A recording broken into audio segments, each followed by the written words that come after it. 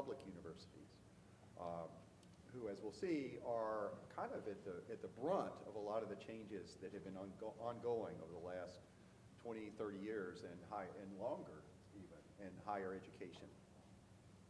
I wanted to extend a few, and the other sort of strand of origin here is at the Working Class Studies Association meeting this last June. It's held every other year at Stony Brook. And a number of us in one of those sessions began talking about what is going on at each of our universities. We realized there were a lot of common threads. We were facing a lot of similar dilemmas, and in terms of both the issues that are the big problems there, and in terms of how do you organize, how do you get people together to address these kinds of dilemmas that all these public universities across this country really that they face. So we pulled together a working group within WCSA, a caucus of working faculty. Another voice heard from, I guess. And then through our discussions wow, lots heard from, yes. And through our discussions too is where we settled upon some of the panelists that people knew, as well as our featured speakers today. A few words of thanks to the College of Arts and Sciences, which funds our center, to our steering committee, to our graduate assistants, including Aisha is one of these here, Aisha Scott, helping us run our live streaming, and Akshay Kulkarni also. There's several others. And then also to Michelle Corbin, who has been one of my co-organizers for this conference. I wanted to make you aware, too, of some upcoming center events. We do have one event that is immediately upcoming, where we're bringing together, it's kind of a follow-up event to this. So especially those of you at Stony Brook, this will be, I think, of great interest, because we're going to discuss some of these issues, bringing a panel together of our union leaders, and then some reflection on that beforehand, with Mike Zweig and Judy Wishney are going to talk about the union movement and its legacies. It's sort of build up and history, and then where it's brought us to today. And that panel is focused on, the set of panels focused on the next wrinkle ahead, I think, in this relationship, this fraught relationship between neoliberalism and public universities. And that is this recent Supreme Court decision over the summer, which has basically made public university campuses in the Northeast right-to-work campuses. I mean, there's no two ways about it. We've lost a lot of this institutional support through that very decision that has made our union strong in the past. So we're going to try to talk about where that puts us and what might be the ways ahead on that issue, and then some of the other issues I hope that we will bring up today. I also want to invite those of you who want to get on our center mailing list. I have a sign-up that I'll be circulating around, and you'll get all the announcements of future center events as well. So, neoliberalism. It's a word that's been bandied about for at least a couple, 2 or 3 or even 4 decades now. I'm not sure the origins of that may go back to the 1980s. And sort of the critiques and its characterizations of the new emphasis in that period on having markets work things. Having markets were the solution to the problems of our society, including what heretofore people had thought would be government's role. Markets were now going to take this over. So I think there's the literature on it's kind of been critiqued. This literature on neoliberalism is too sort of vague. What does it mean? The scholarship there's been a lot of things done on the intellectual history of it. I think we're more interested today in sort of the practical faces of it. The practical faces, including what happens to public institutions, universities in particular. In a time when there's so much political pressure to shrink budgets, cut taxes. That's what you hear. We hear this in the 2018 election as one of the platforms. So what happens to our public universities in this context is the main theme of our talk today. And I see that they are, our speakers, they are going to speak a little bit about neoliberalism as well as a kind of a framework. So I'll let them take hold of that. Right now, I'd like to introduce them. They're both co-authors of a recent book called Austerity Blues, Fighting for the Soul of Public Higher Education, out 2016 with Johns Hopkins Press. And that's, I guess, the title of their talk today. Michael Fabricant is a professor at the Hunter School of Social Work. He was executive officer of the PhD program in social welfare there between 1999 and 2003. He's published on a lot of topics that are germane here regarding neoliberalism, the political economy, the welfare state, homelessness, settlement houses, community organizing, what happens to nonprofit agencies and so on, as well as education policy. He's also, for the last few years, been an officer in the Professional Staff Congress at CUNY, City University of New York. That is a union, by the way, of 27,000 faculty and staff. He's also served on nonprofits and founded some of them, focused on housing and homelessness in New Jersey, National Coalition for the Homeless. He's been involved in that. Among his numerous books, he's written about settlement houses, organizing for educational justice in the South Bronx, on charter schools and the corporate makeover of public education, and then most recently, before Austerity Blues, the changing politics of education, privatization, and the dispossessed lives left behind. That's with Michelle Fine. Our other speaker, his partner in authorship and our talk today is Stephen Brier. How do I get that wrong? I know that. Like the Supreme Court Justice. Yeah, Stephen Brier. He is also at CUNY. He is the professor in the Urban Education PhD program at the Graduate Center there. He's founder and coordinator of the Graduate Center's Interactive Technology and Pedagogy Certificate Program. He teaches in history of public education, is interested in race, class, and ethnicity, and U.S. labor and public education history, and including the history of CUNY there. He has done a great deal of work in the digital humanities, including on the impact of digital technology on teaching and learning. He was founding director of CUNY's American Social History Project and worked on this incredible multimedia curriculum for U.S. history entitled Who Built America? And of course, he's also the author of Austerity Blues. So I want to welcome our two speakers today and look forward to what they have to say to us.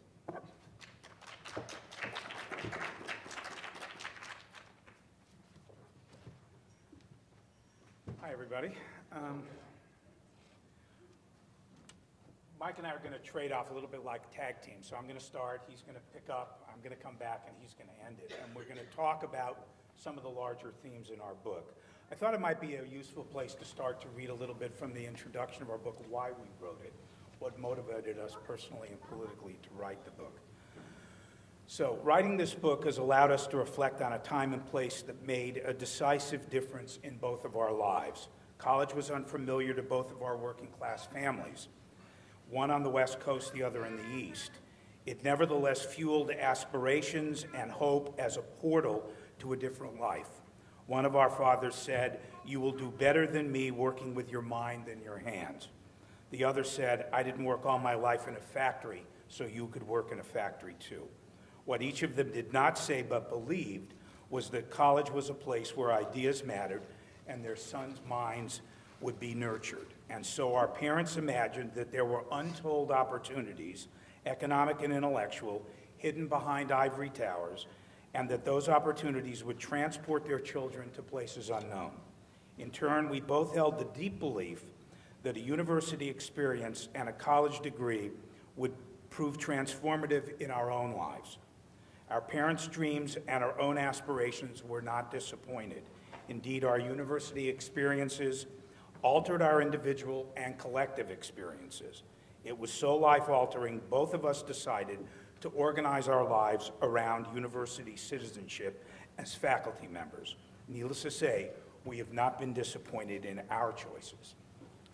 So what we want to do today is offer a broad conceptual and historical framework that can help us understand the dramatic changes that have taken place and are continuing to take place in public higher education systems across the United States over the last 40 or 50 years, essentially from when we both started in public higher education.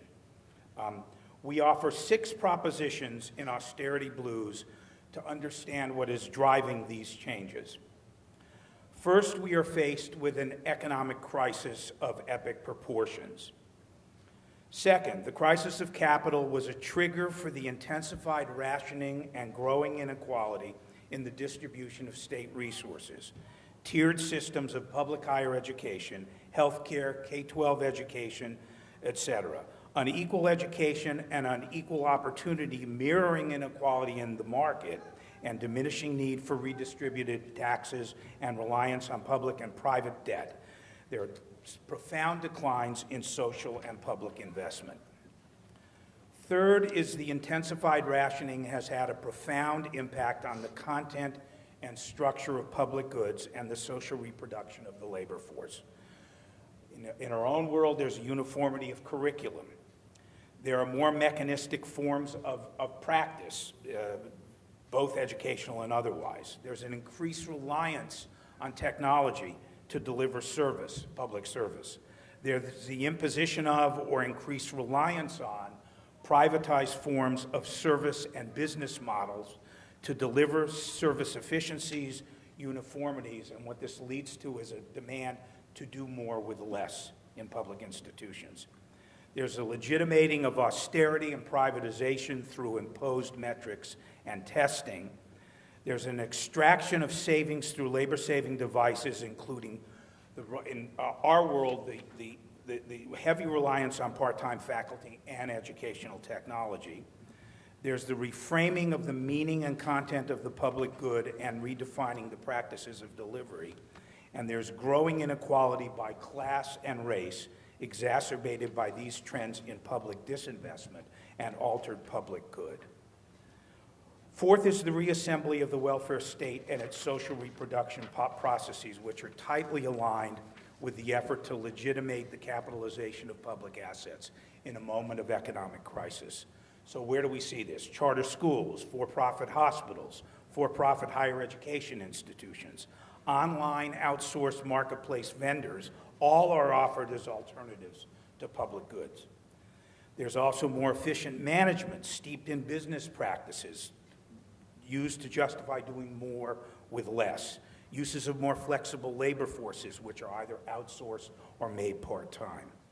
There's an embrace of the notion of individual choice and increasing competition. There's the organizational and administrative innovation, which is said to drive this process. And finally, there's the use of exemplars to sell the universal application of austerity. Fifth is the starvation of public agencies and the reallocation of public resources to privatized experiments, which result in dramatic disinvestment in poor and working class citizens of color, effectively defining these populations as disposable. So there's a lack of jobs, there's disinvestment in public goods, there's the growing capacity to compete, and finally, sixth, as wealth and income gaps grow and uneasiness about potential social and political turmoil spreads, there is an increased public and private investment in surveillance, control, and outright oppression and repression. That's the world we're in now. So this neoliberal restructuring of public institutions that resulted from these practices was not launched as many believe, with the Reagan administration's breaking of the 1981 PACO strike and its subsequent, meaning the Reagan administration's subsequent demonization of public institutions and government in general.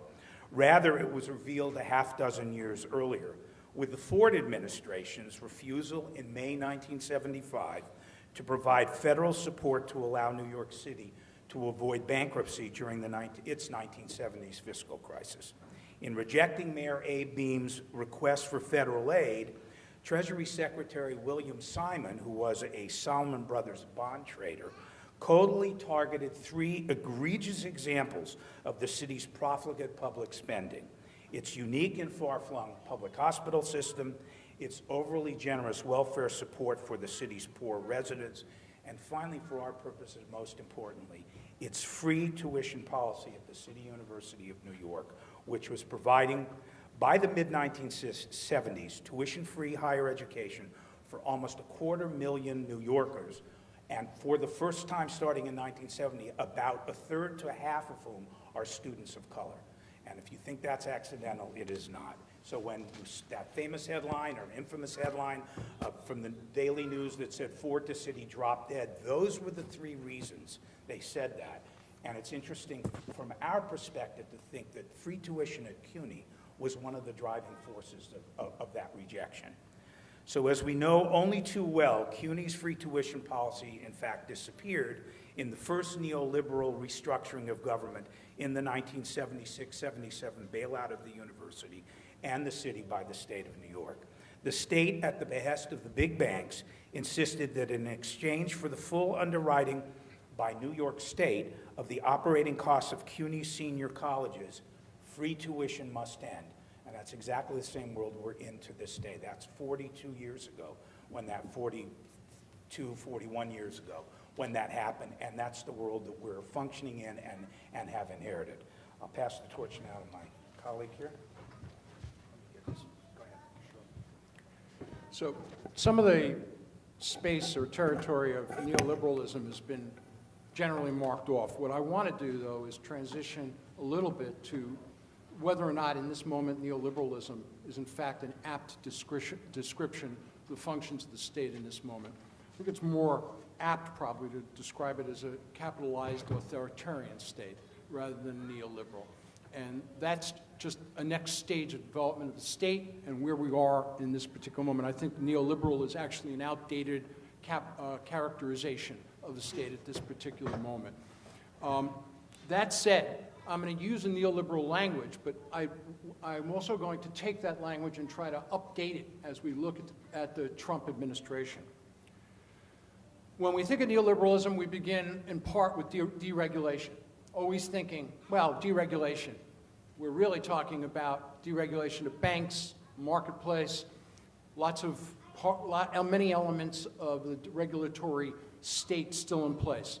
When we look presently, what we see is every sphere that affects business is not just simply being rolled back, it's being eviscerated and eliminated.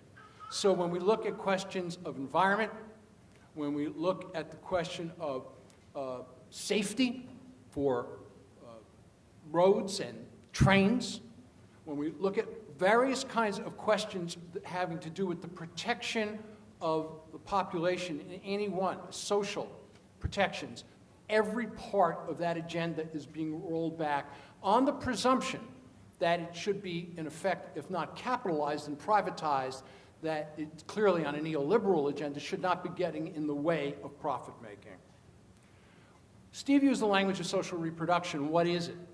Basically, social reproduction is an investment in a citizenry to be able to function within, from one day to the next. In its most basic sense, enough to eat, enough medical care to be productive. On a higher level, it's to have the education, to have the capacity to be able to function within an economy that is constantly changing. There has been a powerful, under neoliberalism, rollback in the social reproduction functions. And that has to do with the planning function of the state. In effect, what we have is a contradiction. The state is far less interested, and I would say in this administration, almost disinterested in the social reproduction of the population. If it's going to be socially reproduced, it's going to be socially reproduced in ways that don't speak to any form of aspiration, class mobility. It's going to be organized in ways that very much fit a predetermined imagination of what exists presently and what the marketplace will need going forward. So higher education, maybe less need for it as it presently exists. Maybe less need to understand higher education as a face-to-face kind of work that's relational, as particularly poor students come into the university. And having come in as a working class student, I understood very basically what a relationship with a faculty member meant in promoting the kind of confidence that enabled me to believe that I actually had something inside me worth saying, that I had a voice, that I had a set of experiences that mattered, and that could matter even more over time. In the absence of that, there was very little possibility that I would have even gone on to graduate. Those relationships were pivotal. They happen outside the classroom, and they don't happen online necessarily either, and they particularly don't happen online when we're in the context of an austerity regimen that really is driving a cheapened form of education in order to produce cost savings in relation to the state. So it's a disinvestment in social reproduction, which ultimately can affect the validity or legitimation of the state, right? One of the things that legitimated the state was you actually have services that make a difference in my life. My kids can go to school for relatively little. They don't have to incur debt. My kid can go to a public school and actually graduate and know many things, or some things, however mechanized it may be. I can get into a hospital, public or private, and they'll actually have access, and I don't have to wait a day, 2 days, 3 weeks to get the services I need. As all of those services are hollowed out, as less and less of that is available, the very state and the reasons for paying taxes is delegitimated. And it's important to pause there for a moment, because that has political reverberation, and especially has political reverberation in this moment as the state is hollowed out. There's no longer a long-term and short-term planning process strategically for the state. I mean, all you need look is at the functioning of the state in this present moment. Is there a long or short-term strategic planning function in relationship to trade? Hardly. People decide in a moment to reduce a tariff, it's produced. Try to do a planning function on education, for profits. Let's invest in them, whatever their record may be and whatever that may produce. Hospitals, let's do away with Obamacare, and now let's target Medicare and Medicaid in the next round. There is no long-term, short-term strategic planning for the state in relationship to the larger social order, even within the terms of a capitalist social order. It's been eviscerated. There had been what has been described as a Fordist arrangement between the state and the marketplace that's been washed away. And so what we're left with is a state that's really hamstrung in a variety of ways, but on the other hand, the policies that are being developed do not even advance the interests of capital as you look at a longer-term frame for capital. It's simply not a part of the equation. And again, you look no further than the present reaction to this administration. It's entirely transparent. In the past, it was masked a bit. It was less clear. In this administration, it is entirely transparent. There's a degradation and hollowing out, and I've alluded to this, of existing social services. It's rolling back a century and a half of what were social and political economic advances. Some might say they weren't advances, they mollified, they cooled people out. Cloward and Piveline talk in their work about it ultimately cooling out dissent. I would argue that those advances came out of working class and poor people's campaigns. They didn't happen accidentally. They happened because people were collectivized, organized, and advanced an agenda that redistributed not the necessary money, but some money in order to create some kind of safety net for people, including a GI Bill on public higher education and building out public higher education. Fundamentally, the imposition of austerity policies and practices has diminished every public institution. There is no, forget about a regard for public institution. I would argue that there is a present intention to dissolve public space. And that public space, be it K through 12 and the movement to charter schools, public higher education and the movement to for-profits. I'm going to use New York State as an example and then move on. Since 2008, there has been a real value of the investment in CUNY by the state has fallen by 18% by full-time equivalent students, controlling for inflation. 18%, 1 out of $5. Tuition has gone up about 30%. It's no surprise to hear that the public university is now being paid for largely and increasingly by students. But what does that mean in a place like CUNY? 57% of the students at CUNY their family incomes are less than $30,000. So they're either getting Pell Grants, various kinds of grants, they're getting TAP, or they're borrowing, which many students are doing, which is why we have $1.5 trillion of student debt, in order to make it through college, because it's not accidental. The state has withdrawn from its investment in public higher education and the subsidies of the university. The university is trying to survive in two ways: by increasing tuition on the one hand and increasing the census of students on the other. That's how universities, public universities, are surviving. There are a number of universities across this country right now whose public money, that is the proportion of their budget that comes from the state, is less than 5%. Why do we still call them public universities when, in fact, the proportion of monies that are being dedicated to the budget from the public side, the state side, which is largely paid for higher education, is less than 5%. Colorado, they're predicting, will be the first state to arrive at 0% of public investment in public higher education. So, how did it happen?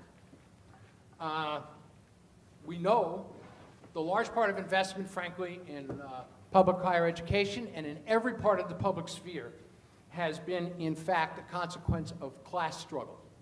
It's just, there's no way around it. And class and racial struggle, very frankly, and gender struggle, right? But class struggle, I would put at the center of it. And we look around right now, and what do we see? We see a labor movement not only in retreat, a labor movement that has been in retreat for a while, but has accepted to a very great extent some of the conditions that exist, and in a very, very compromised circumstance in attempting to reverse those conditions. We see institutions like churches and other groups that have historically contributed to raising social movements that are far weaker, as unions are far weaker today in trying to mount that kind of campaign. I argue that those campaigns can and will happen again, but they're going to have to be organized structurally, they're going to have to be organized through organization, and we'll talk more about that later. There's an atomization and thinning of social relationships. And you need look no further than communities and ways in which there are connects and disconnects between people in various communities, from universities to the community itself, the physical community, the geographic community. There's a whole literature on this that's been developed. And those thinning of social relationships makes it much more difficult because the anchoring institutions, which often produced more robust and deeper relations, are weaker than they've ever been before. In the end, we also have a technology that is thinning these social relationships. We can talk all we want about the multiple ways in which technology benefit and challenge. Technology, in certain respects, is a basis for creating a reach, for an organizing work, mobilizing, for in an organizing work, developing certain kinds of capacity. Technology, though, is also, if we look at it in the organizing work, does not develop robust relationships. The face-to-face relationships are often substituted. It becomes a quick way to organize, and there's very little continuity to the organizing and the building of a base. It stands outside structure often.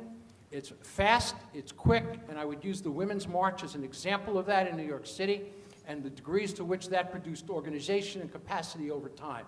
It was really a mobilization, another mobilization, and very little that occurred in between to build organizational capacity. Public universities have been hit especially hard. We all know that, right? They've been hit hard on the basis of, and by the way, public higher education was the next point of attack after K through 12, right? K through 12 came first, We're now on the firing line in the same way that K through 12 was on. And you might ask why.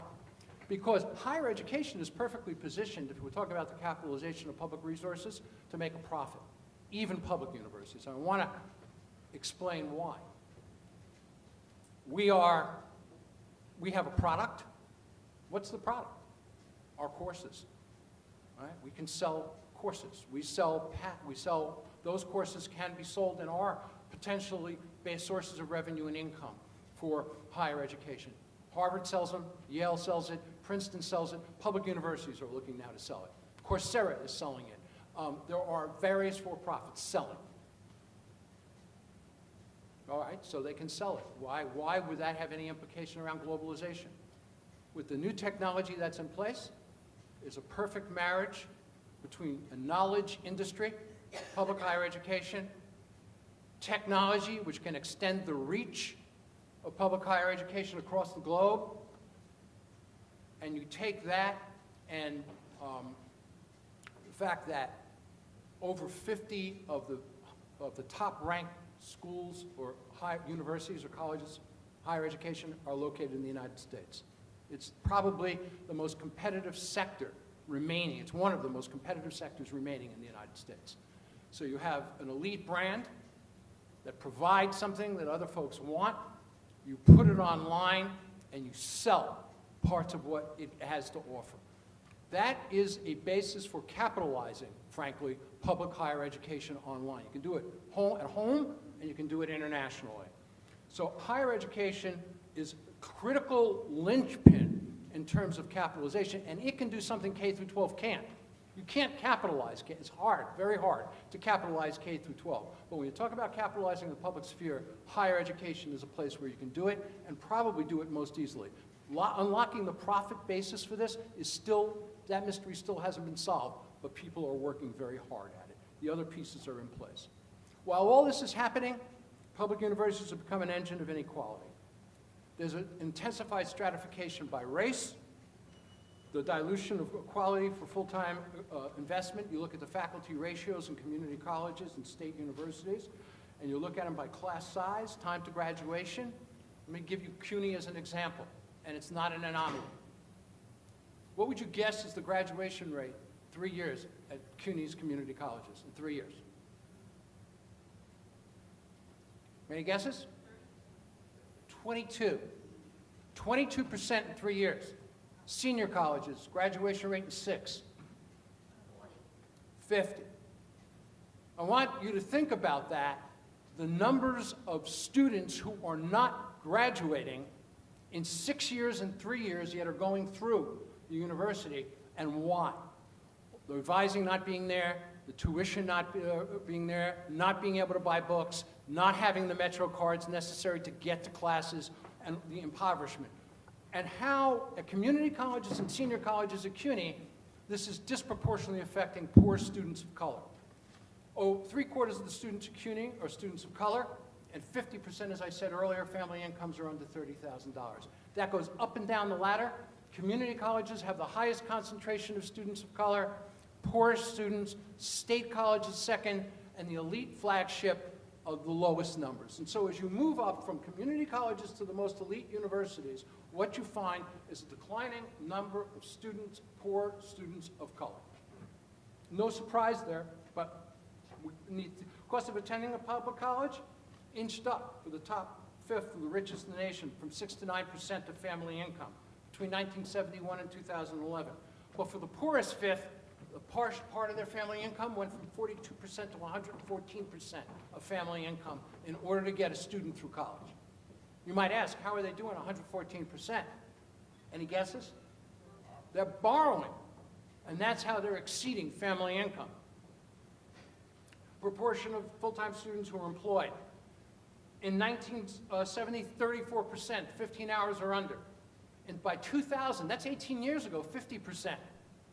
Those working more than 20 hours, the numbers jump from 15 to 30%.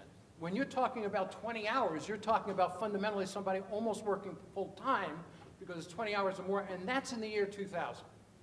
And you know the students who are working. They're poor, working class, disproportionately students of color in order to get through. And by the way, the relationship between that and dropping out is enormous. Student debt, final point. The bottom 25% of the population based on net worth, that is less than 8,500, accumulated 58% of the student debt. 58%. But the top 25% accumulated 6%. So what we're looking at are folks who are trying to get in, looking for upward mobility, looking to the university as we did, as a space for that to occur, and they're incurring enormous debt, longer periods of time to graduate, if they graduate, and the consequences for all of that is fraught for particularly poorer students of color.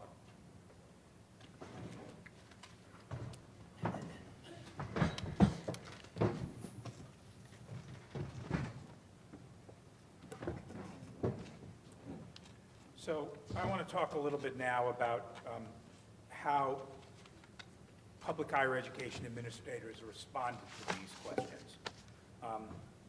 Neoliberal attacks on public higher education resulted in sharply reduced state support, as you've heard, rising student tuition charges, and concomitant student indebtedness, and a frantic search by university administrators for ways to cut operating costs, while at the same time managing to increase their own salaries and perks rather substantially. Let's begin with a simple fact. Labor costs constitute upwards of 75 to 80% of all university budgets. So if you want to save money in university operating budgets, that is the obvious place to focus on. To realize that end, university administrators have the same two tools at their disposal to effect labor savings that the first industrial capitalists developed in the early 19th century at the dawn of the industrial capitalist system. One, they can draw on the massive reserve army of the unemployed to drive down labor costs by replacing full-time faculty with part-time, poorly paid, and exploited adjuncts, the sweated academic labor force of the 21st century.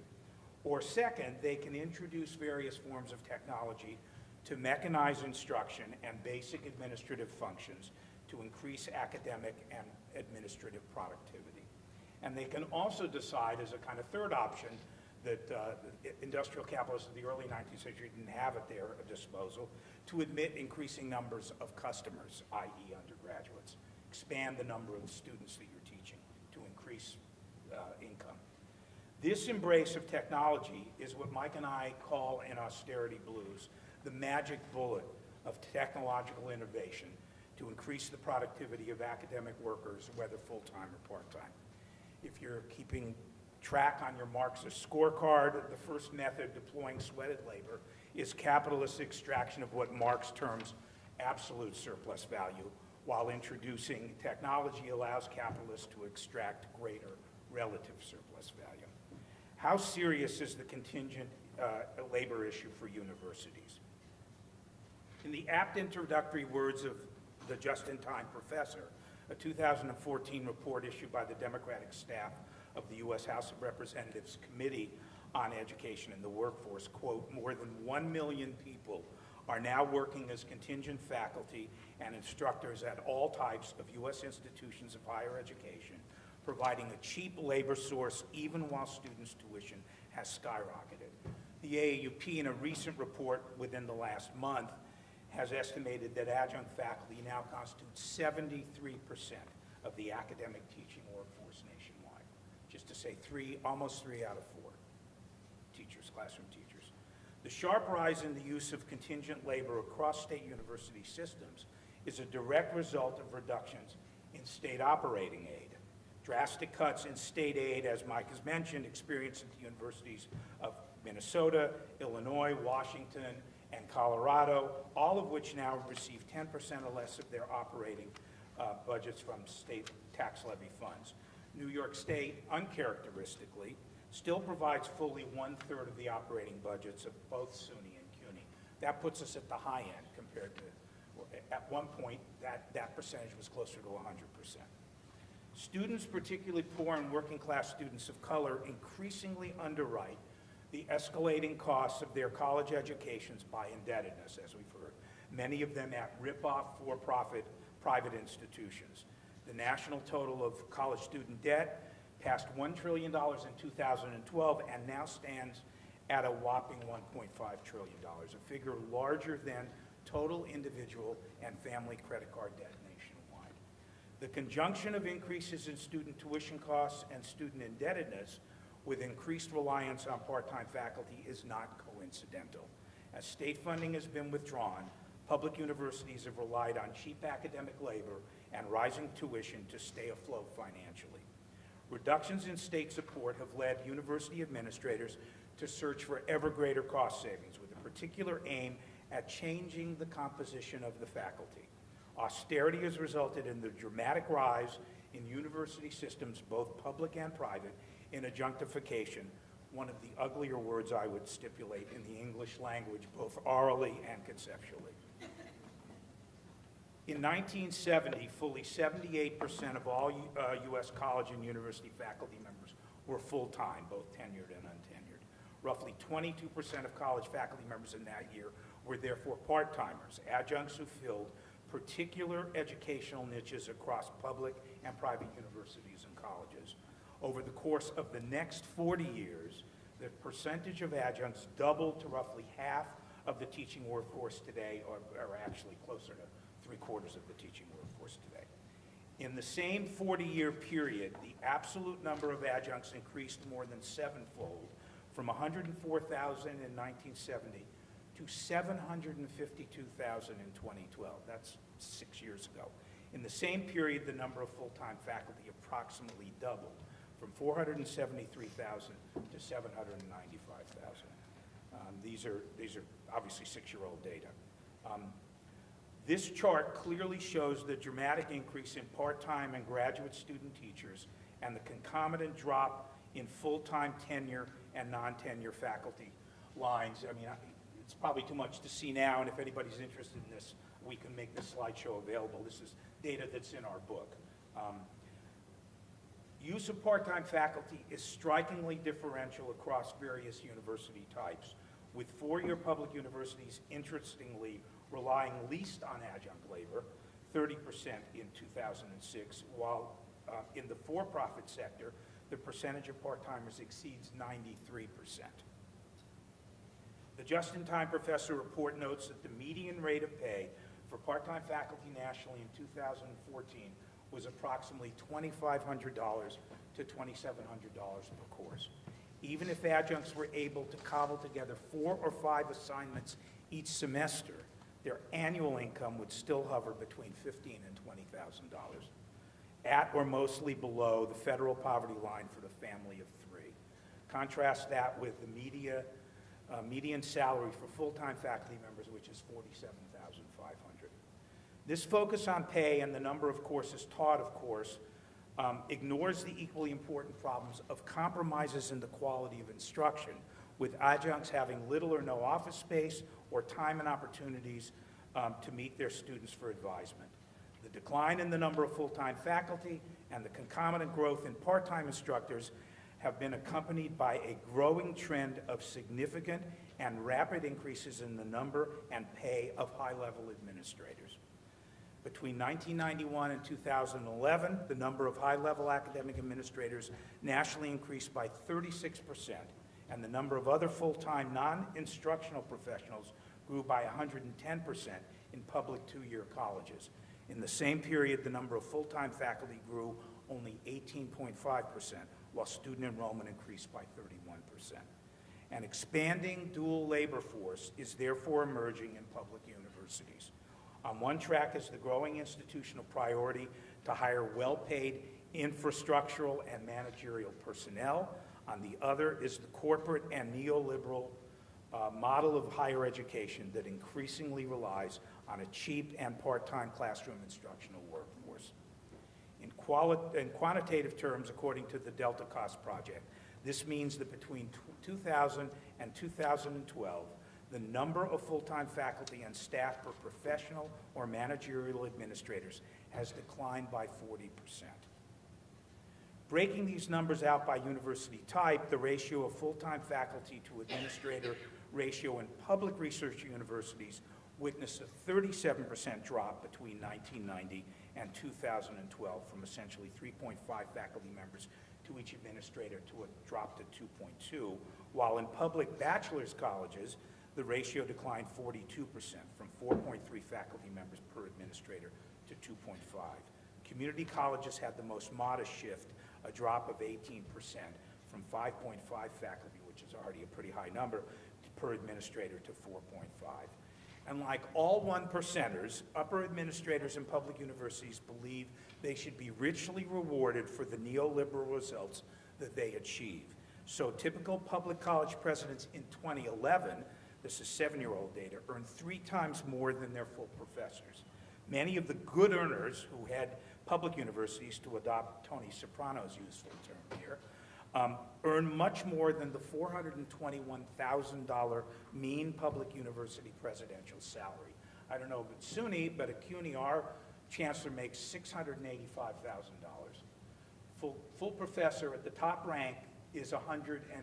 You can do the multiples yourself.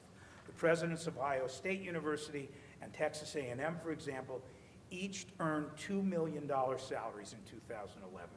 By 2012, the top 25 public universities paid their leaders, on average, nearly $1 million annually. Such gargantuan and obscene public university salaries are justified to boards of trustees or state legislatures by administrators promising to impose ruthless efficiencies in public university operations, by gouging students with ever-increasing tuition, and by underpaying and further exploiting faculty, both full-time and part-time. One especially powerful tool to help realize those ruthless efficiencies is instructional technology. We are not knee-jerk rejectors of any and all forms of technology who yearn for the good old days of the Socratic method. Rather, we start from 3 basic assumptions. 1, the technology of online learning is value neutral. 2, it's capable of making extraordinary contributions toward increasing access and quality in public higher ed. And 3, the use and value of online learning will be influenced by the institutional and budgetary context shaping and deploying it. Like their private university counterparts that Mike has mentioned, public university administrators are among the earliest enthusiasts for the use of the internet to deliver educational content. For example, as early as 1993, administrators at UCLA formed partnerships with private entrepreneurs to deliver the school's extension courses online. The goal of both partners was profit generation. In the case of UCLA, to ease persistent state budget operating shortfalls going back to Ronald Reagan's days as governor. Both partners were deeply disappointed with the results, however. The bursting of various economic bubbles, especially the internet bubble in 2000, and more severely, the Great Recession that followed the 2007-2008 economic crash, led academic administrators at public and private institutions, and especially in the growing for-profit private sector, led by the University of Phoenix, to intensify their search for labor cost savings by deploying digital technologies and increasing their use of part-time, low-paid instructors in online courses. MOOC madness that roared to life in 2012, as some of you may remember, which is not the same as March Madness, that's a different thing, may have started in prestigious private universities, as Mike mentioned, like Stanford and MIT, but it quickly infected many public university systems and their administrative leaders. MOOCs, massive open online courses, were touted as bringing teaching by the best teachers in prestigious universities like Stanford and MIT to the worldwide masses via lectures presented on the internet. The scut work of grading and student advising for 4-credit MOOC courses was left to an increasingly exploited population of graduate students and part-time teachers who now worked entirely remotely online.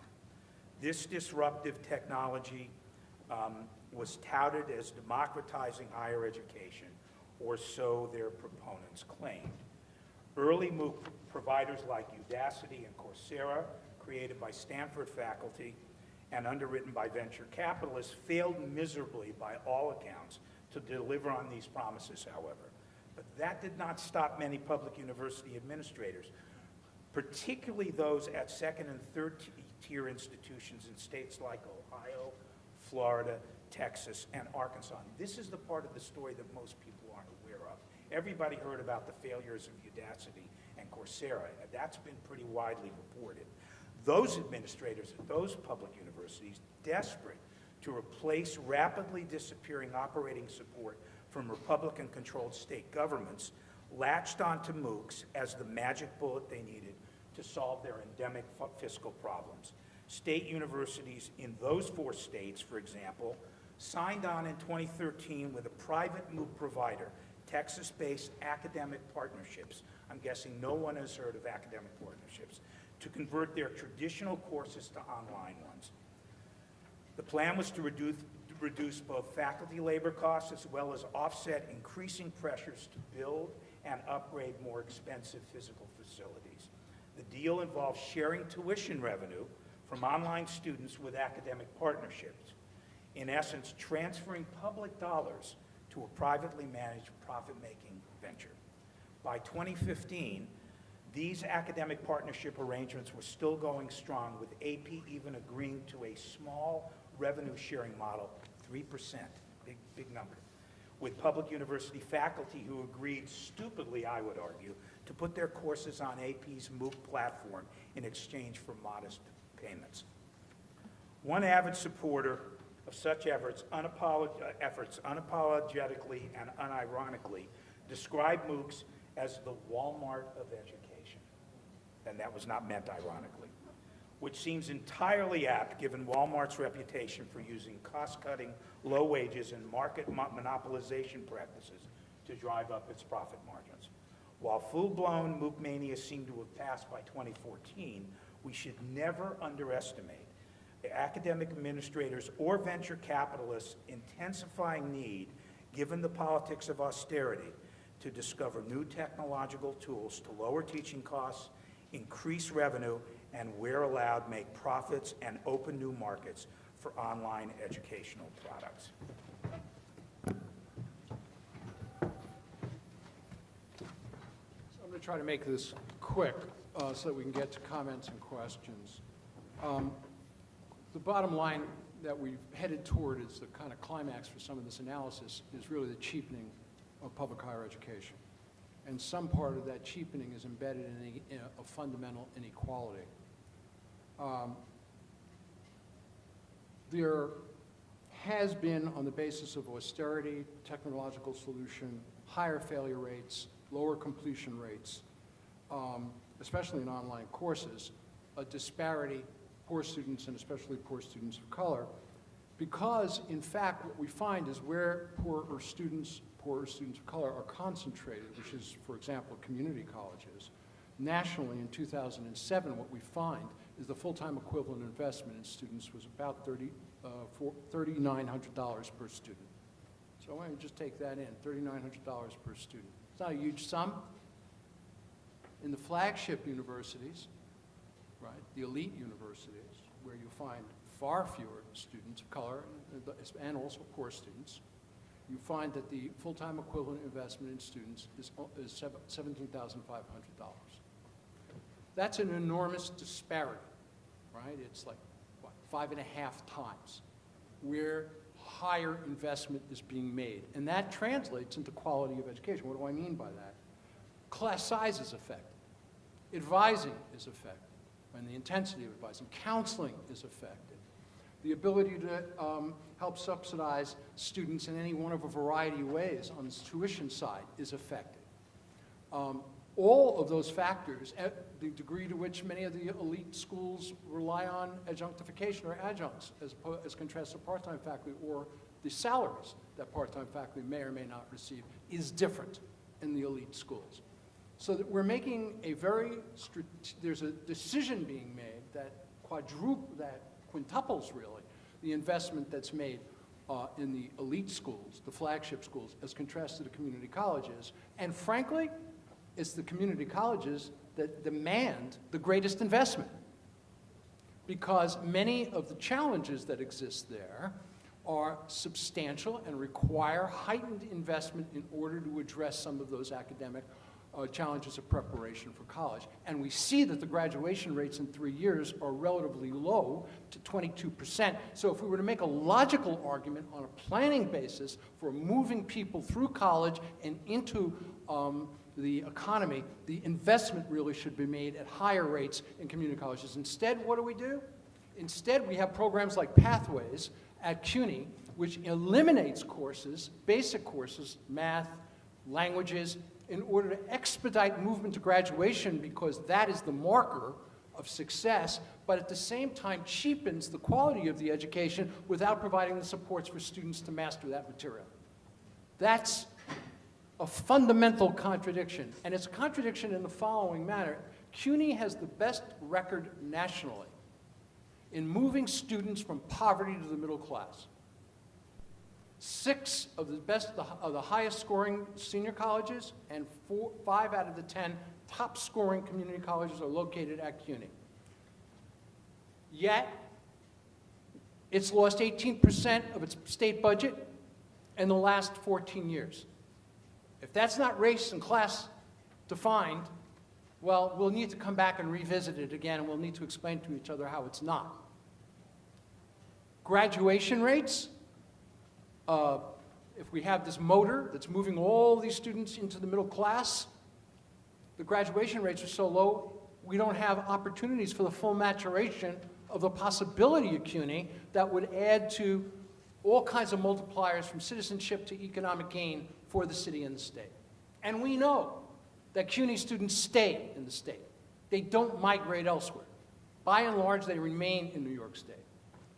When you look at all of those factors, we have a real clear question and issue of cheapening, and cheapening especially for particular cohorts of students. Online education in the context, as I said earlier, of austerity is not value neutral. Online education is put in place in order to reach more students more cheaply with less faculty contact and less investment in faculty. And frankly, online education is likely to be staffed increasingly by part-time faculty, not full-time faculty, who are paid even less as the technology advances. All right? Because frankly, technology always displaces labor, and it always depresses wages. And so if we look at that dynamic, you're going to look at a depression of wages and also a pressure on full-time faculty and the need for full-time faculty and the continued replacement with part-time faculty, except for the elite schools. So we have a variety of forces pressing down on public higher education for a variety of reasons. We also know there are endangered departments. We talked about this before this session. Let's look at some of those endangered departments. We know there are ones that are not. STEM is not, by and large. They may be cheapened and hollowed out, but not endangered. History. I mean, in fact, we could just take, look at the humanities in general and say English, history, anthropology, all endangered. We can then move over to the social sciences and see some parts of the social sciences also endangered. One needs to look at the parts of the university that are endangered and think about the kind of critical inquiry and where critical inquiry emerges from within the university. And I'm just suggesting there's a conjunction.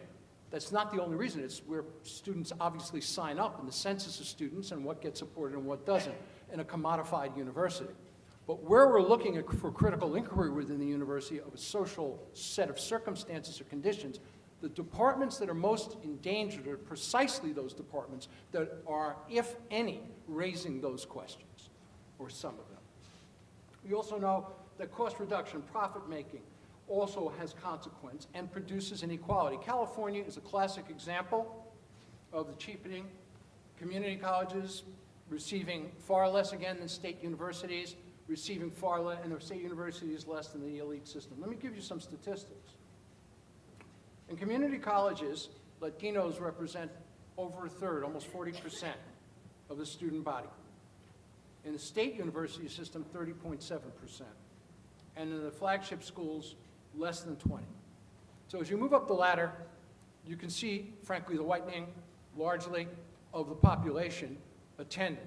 Now, that's not, it's structural, it's the way folks are admitted, it's what the number of slots that are made available, but we also know as you move down the ladder, you're getting less full-time equivalent investment in the student. For African-American black students, 7.2% in the California system in the flagship universities, 5.1% in the state universities, and 3.7% in the flagship. Again, a ladder in terms of the relationship between where one is situated, the investment that's made, the probability of graduation, and the consequences for that in relationship to job market in the future. So we've laid out a problem, and we've given it a lot of different pieces, and we tried to do that as best we can to condense a book into about 50 minutes or 55 minutes, which is impossible. So I'm going to make the next more even impossible gesture, which is, what do we do about this?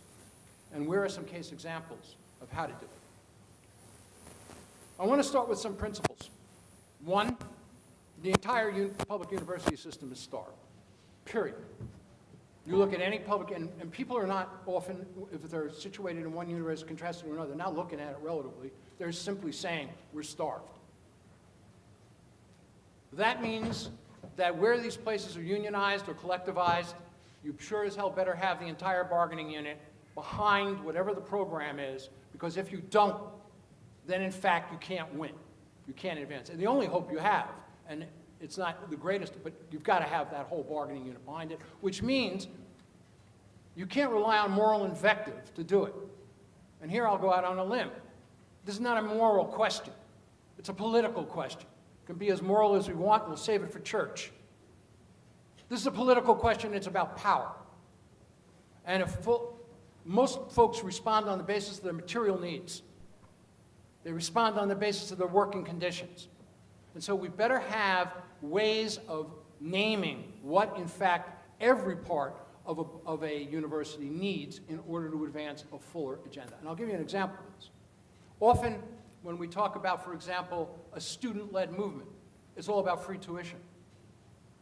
And I would say that if it's only about free tuition, it's a betrayal of students. Because in the end, Cuomo will grant this governor free tuition, perhaps, and Tennessee has community colleges.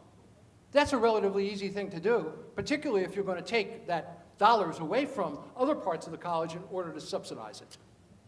It's got to be a free and quality university education, otherwise the student experience continues to be betrayed within the university.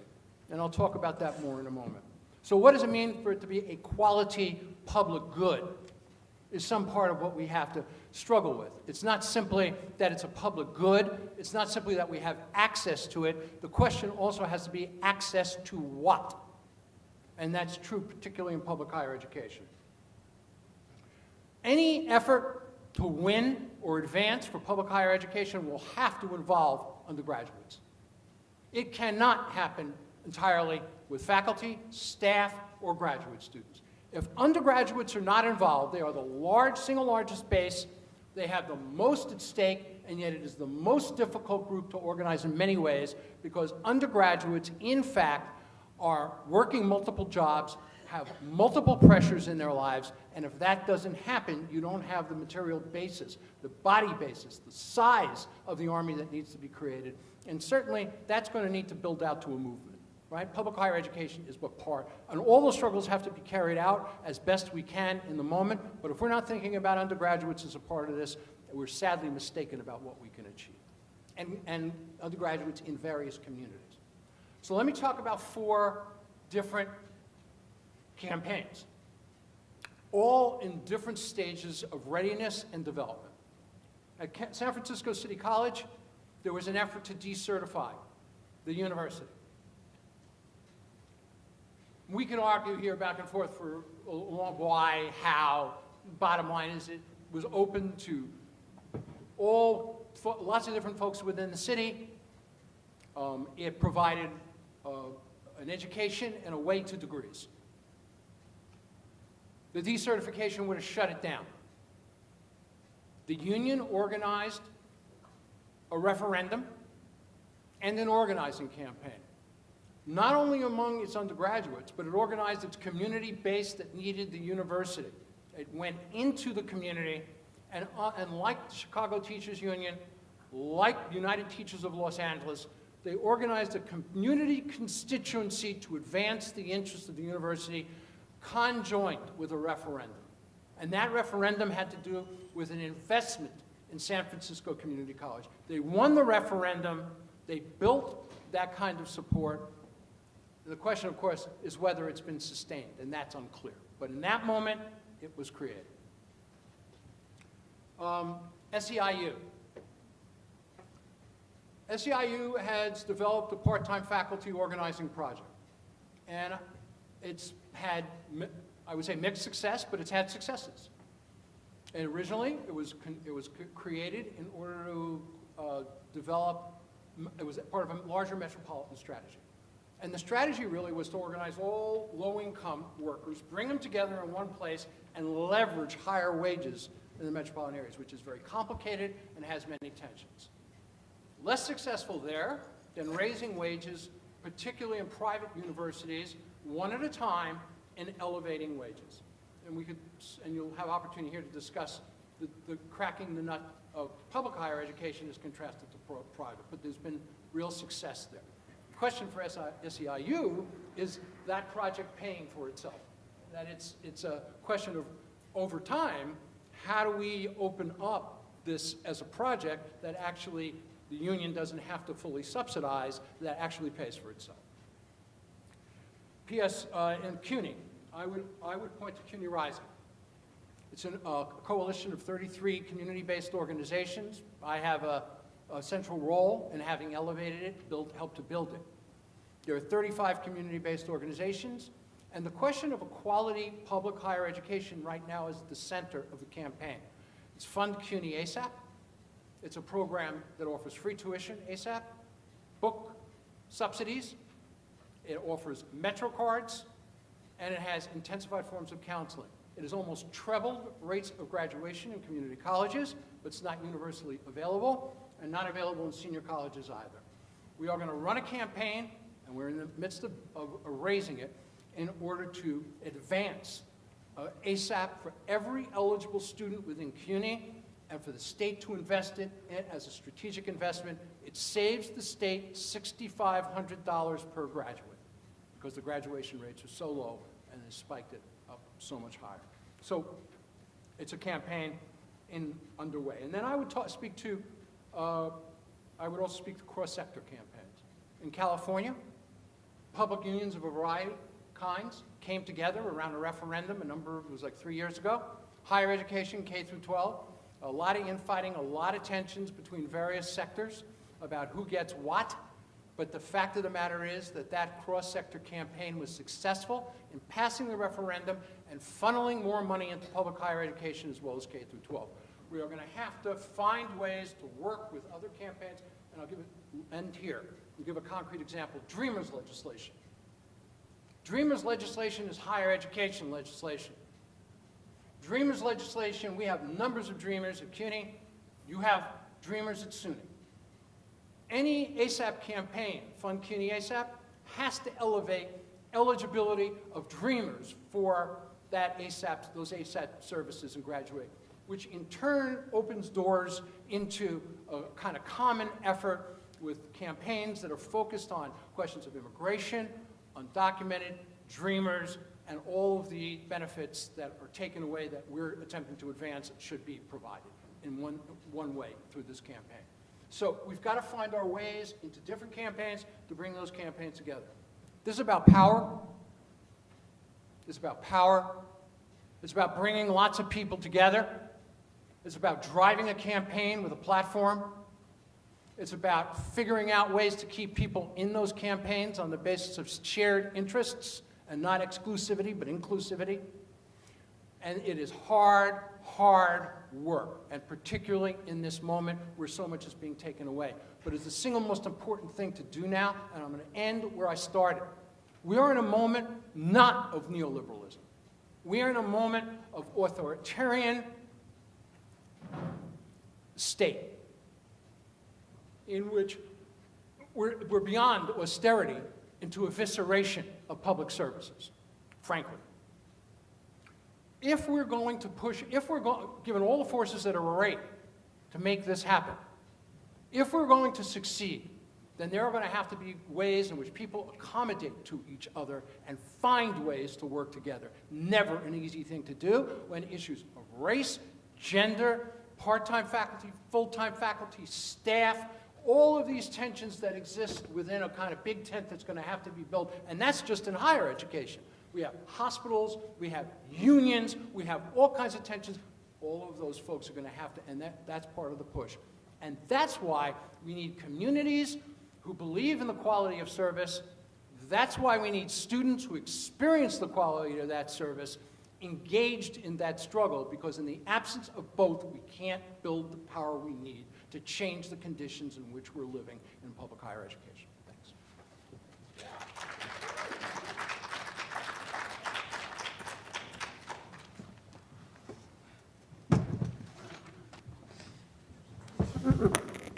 I wanted to open the floor to questions from folks, comments from the audience. Yes. Two separate comments. First to you. This is so important. The next time you do what you told Dr. The next time you do this, you've got to exert whatever pressure you can. I'm glad our Senate President is here. To have administrators in this audience too. Assuming it's a friendly audience. But this was too important to have at this time of day. And that's not on you. I don't know what the solution to that is. So thank you for such a good event. But we need administrators in the room. My question is, at first when I saw the first 5 bullet points at the outset, I thought, oh, this is going to be about austerity, macroeconomics, and everything you said is incensing. It rings true, and I was commenting to Hector as well. I've experienced it firsthand. It just made a lot of sense. But that 6th bullet point, I think, is part of the story as well. And you ended with the sentiment that this is about power. I'm thinking of the non-economic part of this as well, which is related to but different. And I'm thinking of, in the Department of English, a specific non-tenure faculty who has been beyond invaluable, who is, if you just looked at the numbers, falls right into this case. So she'd be, if she were to continue in her role, friendly to the administration in just the ways you suggested, but is so good that she's also valuable to the department. And nevertheless, the administration is cutting off its face. I don't want to name names, but there's a few names here from whom to choose. It is cutting off its nose despite its face just to show who is powerful in the public square. It is not in their economic interest. They're making a symbol of this. That's a declaration of war. Here's my question, and this is apart from all of the macro trends which you helpfully point out and with which we're all familiar. My question is, that's personal. How do you expose and fight that battle personally when they're the ones with power, you don't have? I'm a full tenured professor, and I feel completely powerless to defend an invaluable resource, and I don't know what our Senate could do because, and maybe you can speak to this, because in every other Senate meeting, we're reminding ourselves of how little power we have, and this is just advisory. What is to be done to expose the inhumane, non-economic, besides the authoritarianism, besides the moment we're in, besides all the things that you say that make sense? How do you deal with these personalities who are naturally recruited to be just the bastards that they are?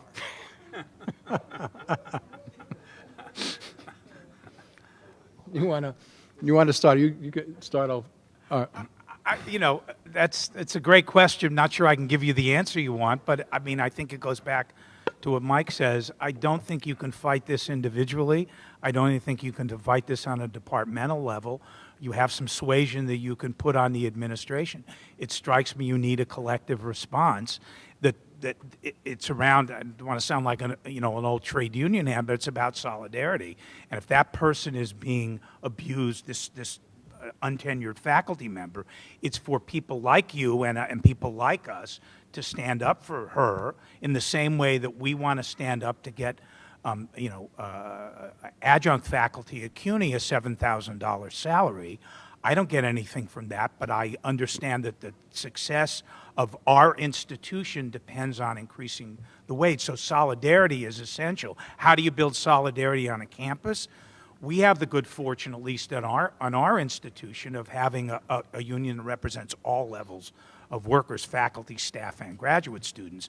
It's a hard job and to find common ground, but we find it, and that would be, you need staff and you need graduate students, and ideally, as Mike suggests, undergraduates to defend this person. I don't think that's an easy answer, maybe not the one you want to hear, but I can't think of any other way to help somebody like that.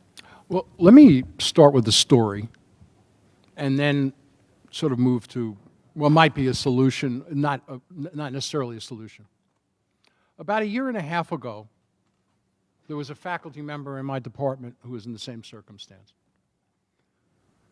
And three of us basically stood up. We were all tenured, and frankly, you got to feel your tenure. There's no safer, more secure position in anywhere in the marketplace, in the world, than to be a tenured professor, at least right now. You know, we'll see how much longer, but right now, it's there. And you gotta take that in as we took it in. And we stood up and we said, this is basically, you can't do this. And that this person has to be protected, and this is really a betrayal. And we made our presentations and organized outside, and we failed. And when we looked behind ourselves as we had tried to organize, there was nobody behind us, right? We had tried, and we knew there would be nobody. And frankly, there were lefties and progressives in that room who were silent. So what I'm saying to you is this is difficult work to get people to step up. And actually, the full professors, there were many who said nothing and knew better. There's a lot of one-on-one. We didn't have a lot of time. One-on-one work, and even then, I'm not sure it would have occurred. But the one-on-one conversations before you get to that next step are extraordinary. That's the organizing work, is the one-on-one. A lot of folks don't want to do it. It's where the organizing is done. It's in the building of the relationships in order to take on issues. I was in a class. I teach Community Organizing 3. And the students are right, they have no, really, relatively speaking, in that classroom, no power. And even in a circumstance where I'm saying, let's refigure the structure of this class in ways that there's more voice for you, they remained reticent in doing it because, as they pointed out, this is a whole resocialization process for us. We've been in classes all along that really basically asking us to be silent while the information was being poured out. I would argue for faculty, it's no less a resocialization process in stepping up, in taking a risk, in stepping into a fight. If it were otherwise, we would have thousands of faculty clamoring right now, not only to get into a room to discuss these issues, but to get out there in order to fight back. So we have to figure out how we do this, engage in this task that's before us, which are all these one-on-one conversations that promote an engagement with the moment and with the circumstance you're describing. That's not easy. It's not going to happen tomorrow, and my guess is there's a time frame for you. So you're going to have to figure out what you can achieve within the timeline you have in order to step up and feel your tenure. You've got to feel your tenure and your position. You are the most protected member of the labor force. And if we can't step up, who the hell else is going to? Hi, I'm Annie Rochelle. I'm a professor at SUNY New Paltz, and it's interesting for me to hear you talk about this because New Paltz is a very activist faculty, and the administration is a little bit afraid of us. But I think part of it is it's a much smaller school. It's a liberal arts college. It's not a research one.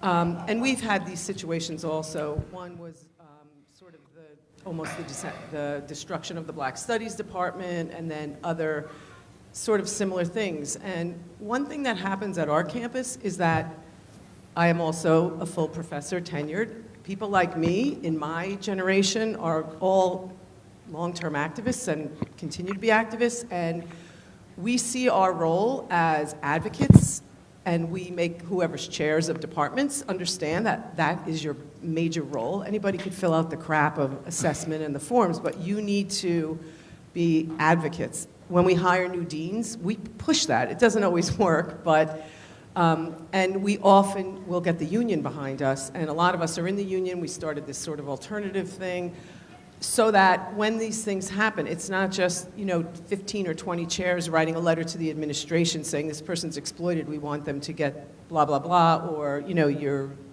they're going to lose their job. But then the union steps in also, and so I think that does help. And also, our students are really activists at New Paltz, and we bring them in all the time. And so it sort of goes back to what you were saying. It has to be all those different coalitions, and I think that you just have to start, as you said, one-on-one conversations and get people to understand that it may not be in their individual self-interest to protect this one person, but it's all about the structure of the university, and this is the only way that we're going to be able to protect it as we move forward. No, it's fine. Other questions?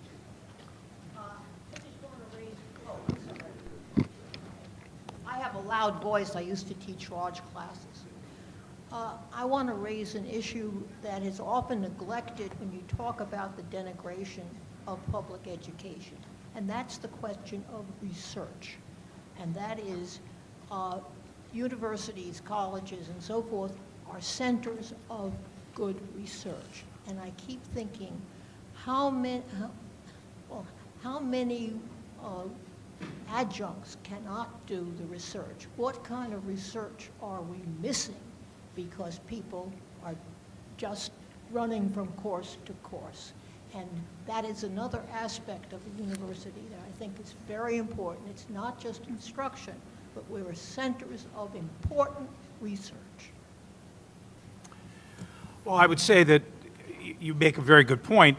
People running to do, 3, 4, 5 courses a semester to barely make a living, to survive, hardly have time to do their own scholarship.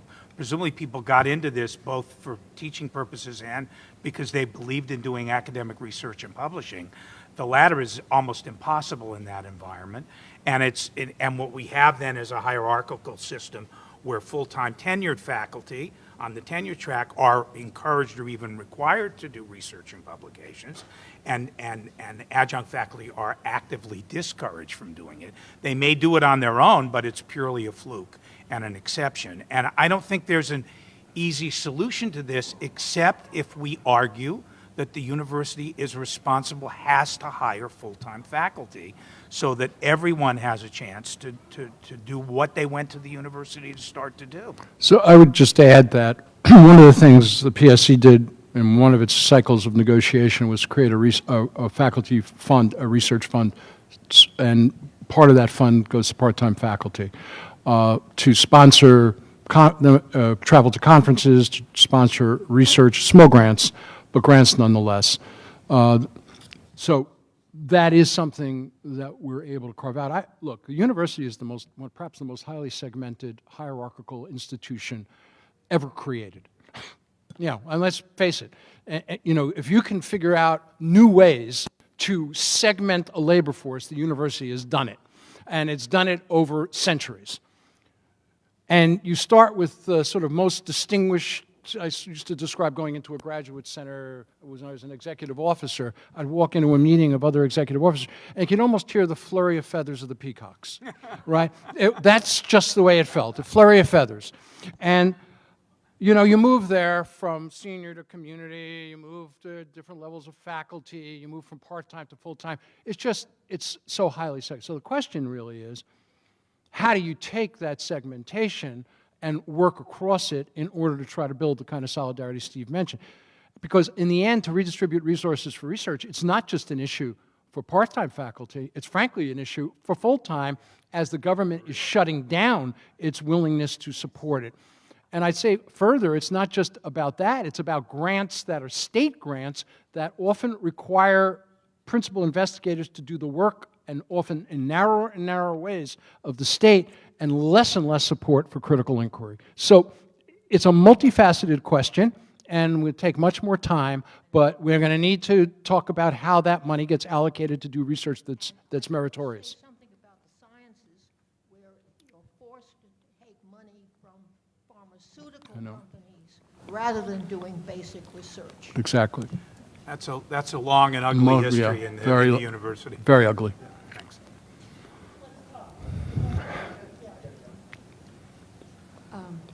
My name is Michelle Corbin. I'm an associate professor of sociology and women's studies at Worcester State University. It's a little state college. So one, I'm glad you said something about full-time faculty. It's not just a problem of adjuncts. I teach a 4-4, and most of us teach a 5-5 because our salaries aren't high enough. But if I want to earn tenure, I have to publish as well, but then they won't fund me to go to any conferences, and so then they can extract more labor out of me so that I pay to do work for the university if I want to get tenure. So it becomes increasingly coercive at that middle level.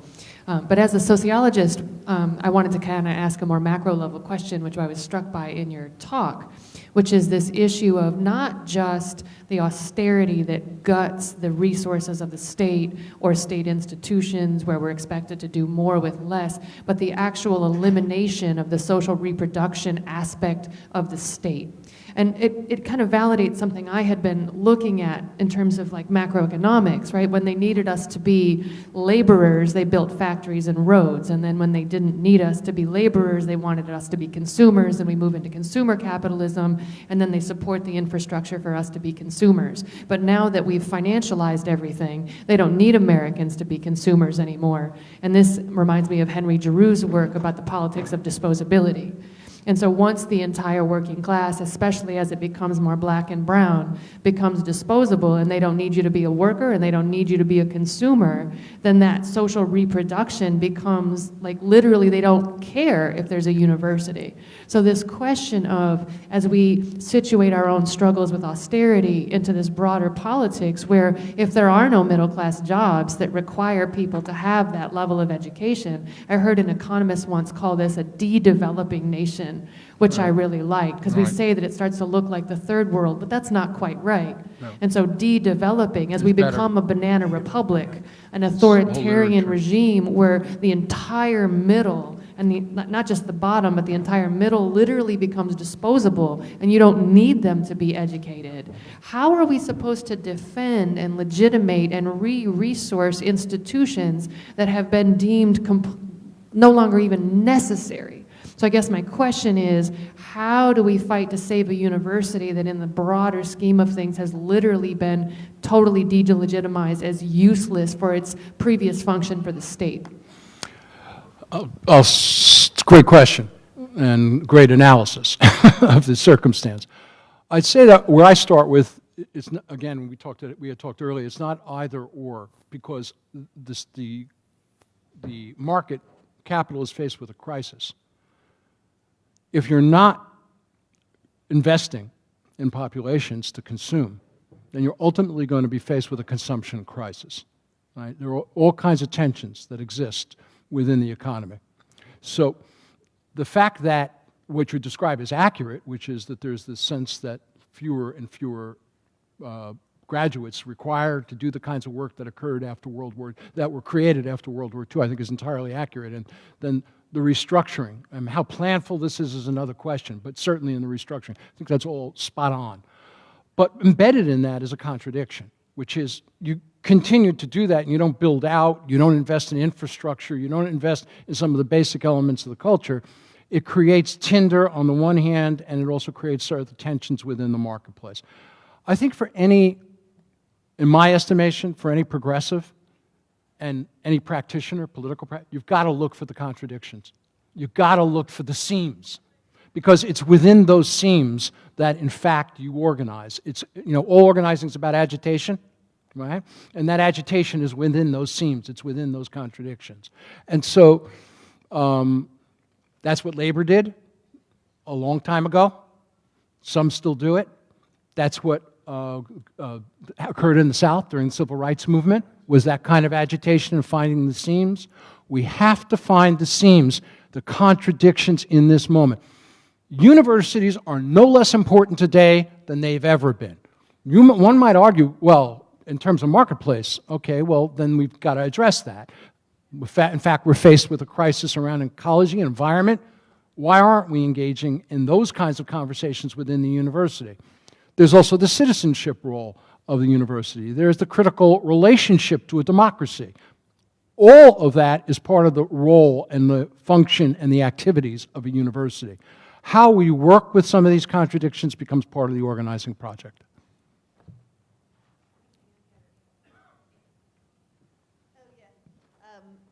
I wanted to sort of ask a question that sort of beleaguers me, to come back to the macro thing about the money, right?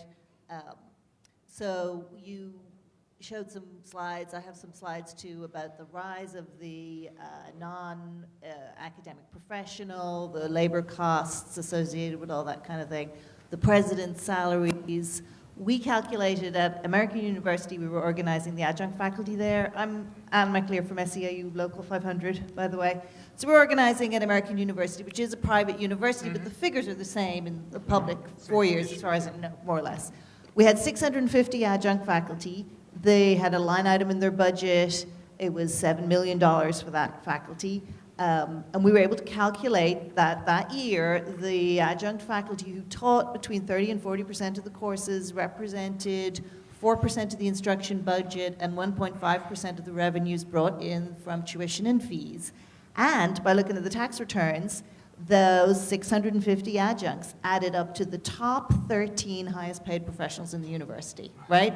And I made a little slide, which was a balanced scale, and it had 650 over here and 13 over here.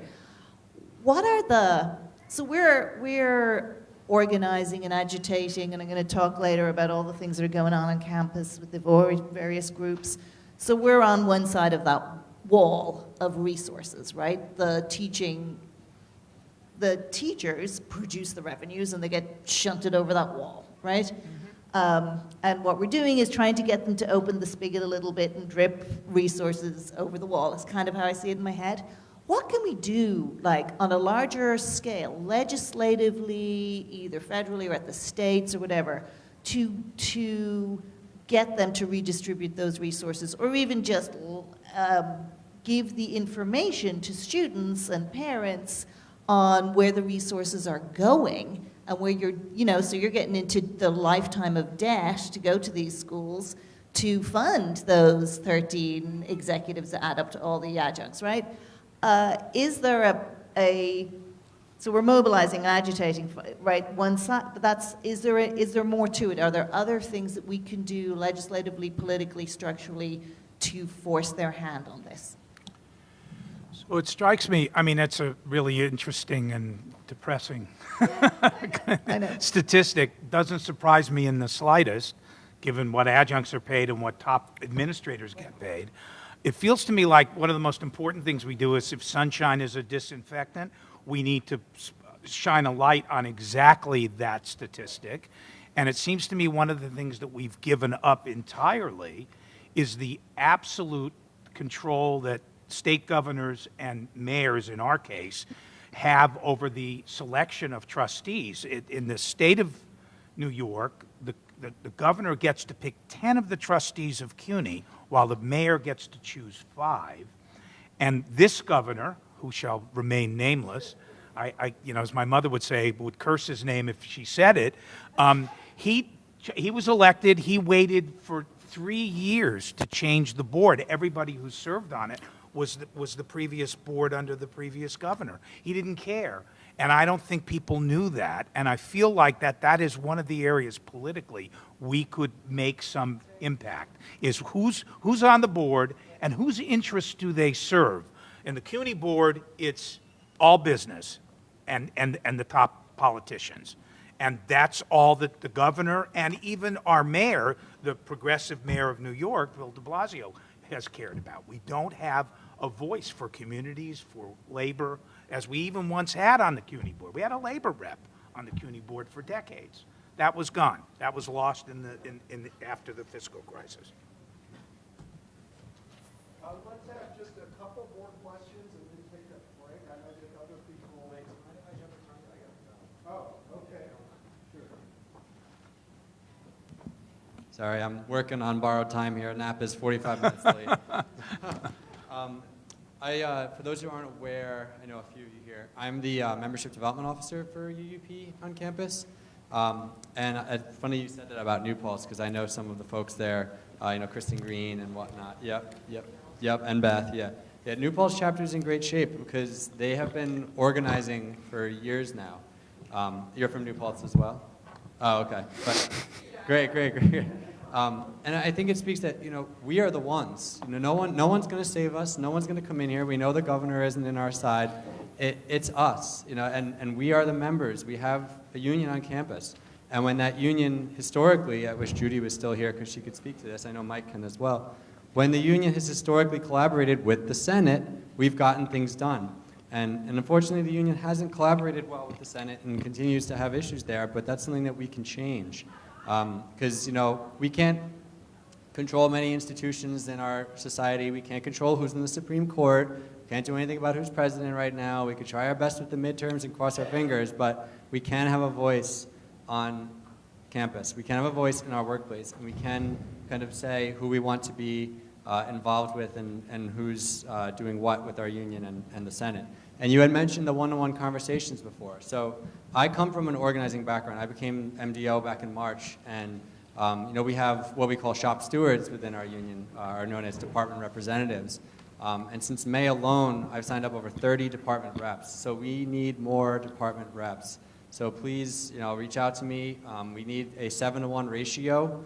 Are you in Soch here?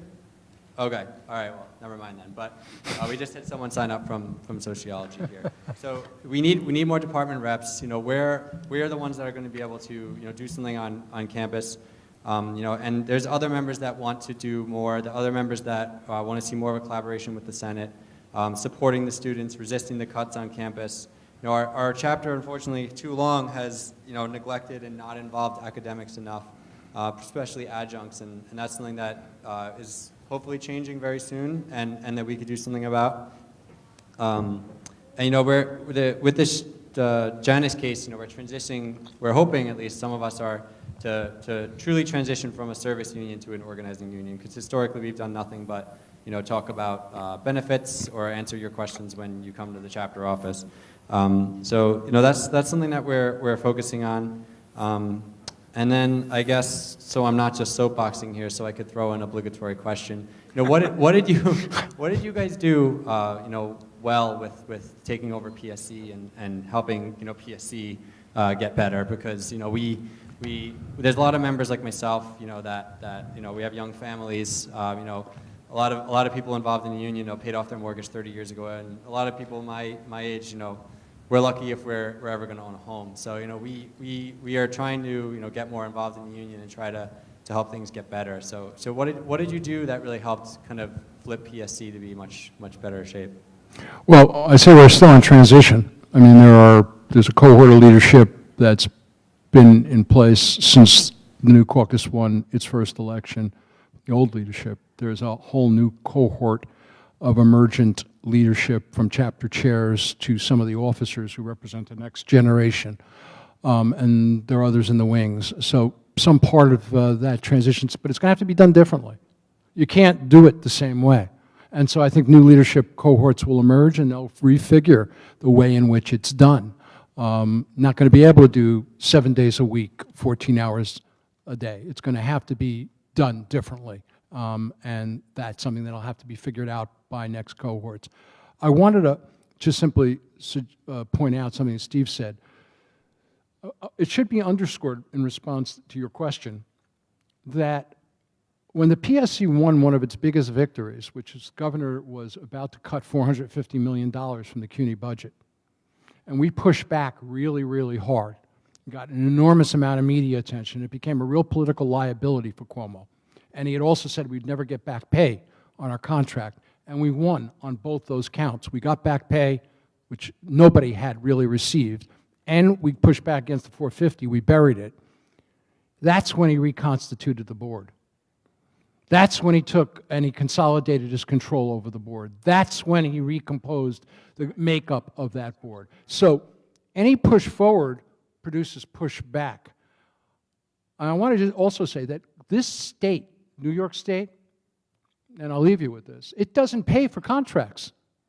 When unions win contracts, the state does not finance those salary increases. the universities, the colleges are forced to cannibalize other parts of their budget to meet those contracts, so that when undergraduates say, you're getting a salary increase and my tuition is increasing, it's not as though that's false, right? On the other hand, it's much more complicated than that, and we have to find ways to press this governor and this state to meet its obligations, which it's not doing presently, its most basic obligation. So I would add one thing, which is I have the privilege, Mike works with the union as an overall institution. I work with my campus chapter at the Grad Center, and I have the privilege of serving on the executive committee of that Grad Center chapter of PSC, which is both filled by and run by graduate students as both fellowship students and adjunct faculty. And they're the future of the union. And I understand that my role there as a senior faculty member with tenure on my way to retirement is to support them in any way that I possibly can. So good luck to in your struggle here. Thank you. Yeah, and we all know the Marx quote about interpreting the world and how it changes. So if you're looking to change it, you can talk to Mike today. Yeah, I guess we're running towards the end here, but let me pick up one thing on what Judy said, Judy Wishney, about this research question. Part of the privatization that's going on is the privatization of knowledge production. Yeah.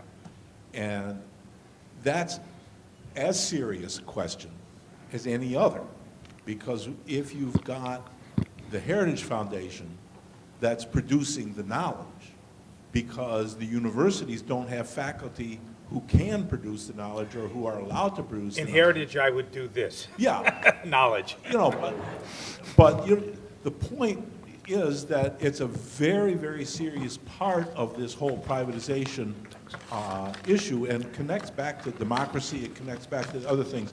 So I would encourage you in your next iteration of this presentation to maybe throw in something on about research. that. Good point. But let me also say, if there's any faculty here besides Nancy and me who are from Stony Brook faculty, we should really talk about how to build UUP, particularly among the faculty, on this campus. And if we have, I don't know what the structure of this is afterwards for breakouts or whatever, but let's figure that out, because it's a very serious thing. Faculty tend to have the idea, you know, have Vita, will travel. Rush hour. Have Vita, have CV, will travel, you know. But really, what we have to do, what I find is important to do, UUP, and I think the same is true for PSC, it's the only institution that's fighting for the institution. Right. It's, you know, absolutely UUP right. is the only institution in New York State that's fighting for SUNY. And you guys are the only institution in New York City and in New York State that's fighting for CUNY. And so any faculty member who thinks that they just can go on about their research is making a profound mistake about how their own future will unfold without a vibrant community to support that scholarship. Okay. I just wanted to remind folks, we do have that session afterwards. I think we're going to make it more informal, but we do have visitors here as Stony Brookers from other institutions that have gone through very similar things to us. And so that is the content of our next discussion. Also, you know, October 29th, this coming Monday, all the union leaders at Stony Brook are coming here, or it's Ballroom B, to discuss this very kind of thing. So that starts at 2 p.m. in Ballroom B. I hope that people can make it. It looks like kind of an intimate discussion. I apologize, we've had a little trouble getting the administration to get the word out about these events. Yeah, wonder what's going on there. Anyway, so now let's just take a 10-minute break. I think we'll also reshuffle some of the chairs and maybe put 3 of these tables together and just meet around that with the microphones. Oh, yes, let's thank our speakers and thanks the audience, too, for a great discussion.